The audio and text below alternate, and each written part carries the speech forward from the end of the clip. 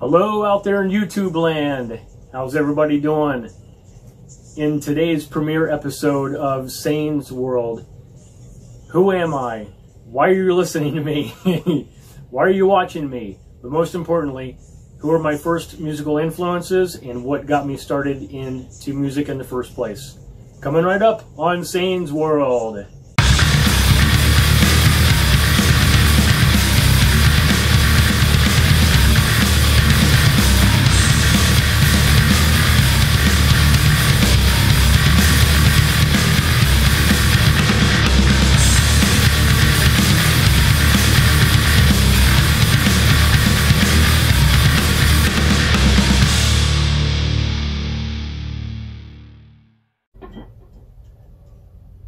Hello again, everybody. Welcome back to Sayne's World. Today's video is an introduction as to who I am, my earliest musical influences, and what got me into music in the first place. My name is Justin Sayne. I am a guitar player and songwriter located here in Columbus, Ohio.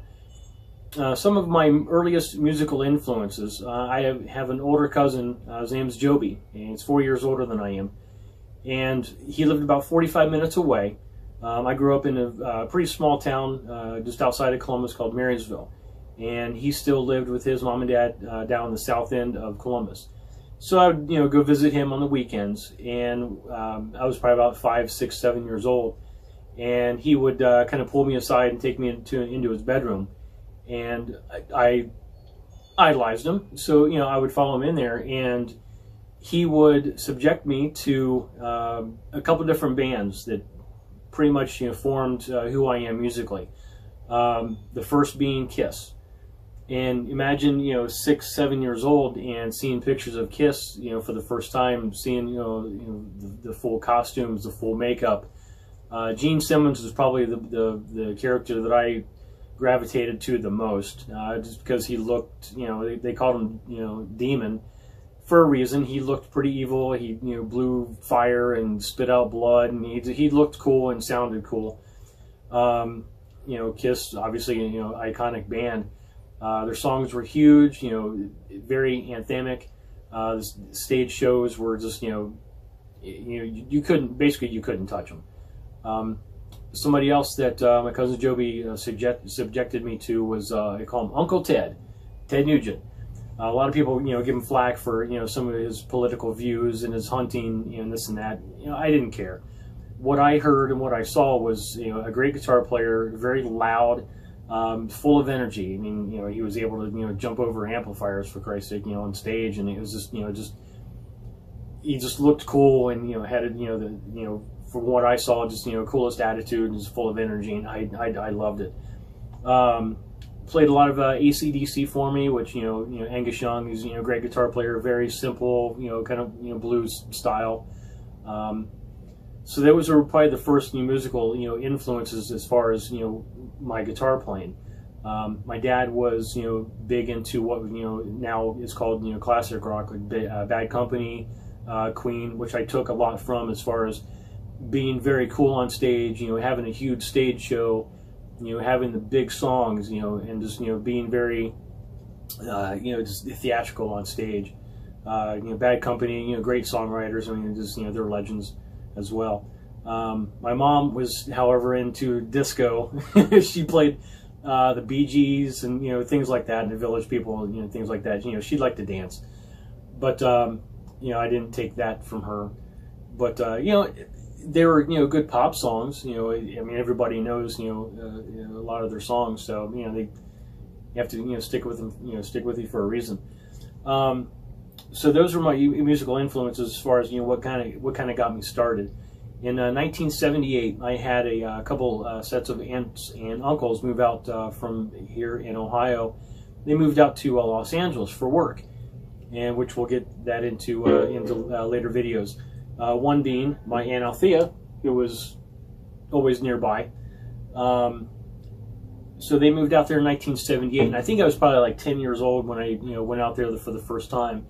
The first visit that definitely sticks with me is the summer of 1981. Mom and I went out there, and Althea had a couple gifts for me. She had a Gibson Flying V, guitar, 2 acoustic guitars, a bass, and a small crate practice amp. They stayed in California for a couple years. I would basically just kind of play them, you know, whenever I was out of school and went out there, and I would just fiddle around with them for a while. After a couple years, you know, when I got to be, you know, good enough and, you know, I guess responsible enough that I wasn't going to, you know, set anything on fire, I guess, or take guitars and, you know, bash them up against walls, I brought them back here to Ohio.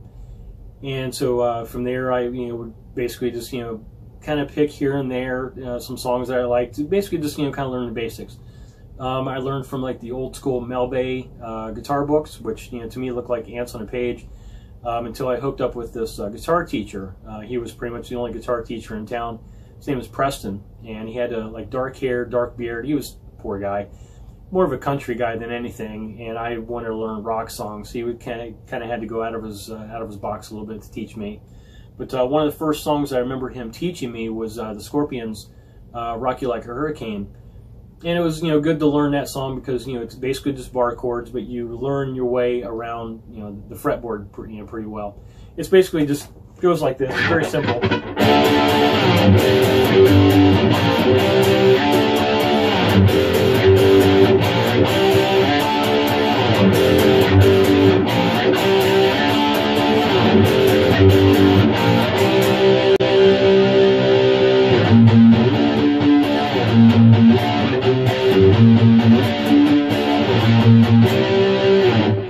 Simple, you know, simple stuff. You know, it's pretty easy to learn, but like I said, you get to know your way around the fretboard. It's got, you know, just basically just follow the white dots, you know, that's on top of the neck here, and guitar players know what I'm talking about. So that was one of the first songs I remember learning how to play. You know, from there I would, you know, just, you know, I'd want to learn, like, you know, just, you know, various other songs here and there. And then from there, I kind of developed like a songwriting style, and I was able to, you know, kind of slowly write my own songs. So I formed a little band with, you know, a couple of my friends, you know, around the neighborhood. My friend Doug played drums. My friend Aaron played guitar. We had another buddy that lived around the neighborhood. His name was Rob. I think we stuck him with the bass or something like that. And we'd just, you know, kind of jam in the garage. But nothing too serious. I guess probably the most serious was probably Doug. He still plays drums, you know, to this day. Aaron still plays guitar. I still play guitar. Rob, hopefully he's still alive. I'm assuming he is. But I was kind of slow to learn. I was kind of impatient. You know, I wanted to be at Eddie Van Halen right away, but I wasn't. But that all changed in this date, back in 1987. My Aunt Althea, she had been sick for a while. And so we got the call, it was probably midday, we got the call that she had passed away. And I was in a fog, but I do remember kind of going out in the garage because all my gear was out there. And I remember just, you know, kind of opening the garage door, just looking around the corner where my stuff was at, and it hit me on that date that, Justin, this is what you're going to do for the rest of your life. And I do it for myself. But I also do it for Althea because, you know, she invested so much into me, and she believed that was my destiny before I actually believed that that was my destiny, as, you know, for me. So she's very close to my heart. Family misses her very, very much. Sorry, I get so emotional talking about her. It's just very, very sad. To what happened, but, you know, we'll get more detail-y in later episodes. So that was pretty much the day that I started my musical career, June 27th, 1987. So everything that I pretty much do musically is not just for me, but it's also for her as well. She was able to fly my mom and I out to Los Angeles, you know, quite a bit in the 80s when I wasn't in school. Especially during the summer, you know, I would save for about a month, and, you know, my mom would have to, you know, come back here for work. So I was basically just, you know, being left to, I guess, my own devices. And, you know, my cousins were, you know, very instrumental in forming who I am musically. Being able to witness the whole Sunset Strip scene back in the 80s, I mean, it was, you can't describe what it was like. it was basically a party everywhere, and the whole, you know, the strip back then, it was only, you know, it was on Sunset Strip, and it was only basically from you know, club to club. You say take, you know, Gazzarri's to the Whiskey. It's only like a mile and a half long, but in that mile and a half changes your life, because, you know, again, I can't put it into words. You know, if you watch videos, you know, you can catch, you know, glimpses and things like that. But it changes your life. It changes your whole aspect. And especially if you're a young musician, very impressionable, it stuck with me. And, you know, there was a point where you could, you know, listen to a radio, and 8 out of the 10 songs you would hear were from bands that were, you know, basically formed or came from the Los Angeles scene. So it was huge, and I'm very grateful and very blessed that I was able to witness that whole scene. It was just crazy, is an understatement. From there, I was able to you know, form some bands. I was in a band in my the junior and senior year in high school. I was in a band in Marysville. Graduated high school. I was out, moved to Columbus. You know, formed another band. They broke up. I would, you know, form another band. That would fizzle out. And then in 1986, I joined this band called Shock Cinema, which we were located up in Cleveland. We made a pretty decent amount of noise, you know, in that band. We were able to tour. We, you know, played different cities. We played Los Angeles. We played, you know, Canada, which was an adventure. Played, you know, the Northeast Ohio scene, and we actually even put out some products. You know, put a couple CDs out, and so we, you know, did road work. We did, you know, studio work. You know, and then from there, I kind of got bent on the whole music industry, and so I left it. That was the last show I did, you know, live was 2004, and it was a what we call the funeral show, and I haven't been on a stage since. So you may ask,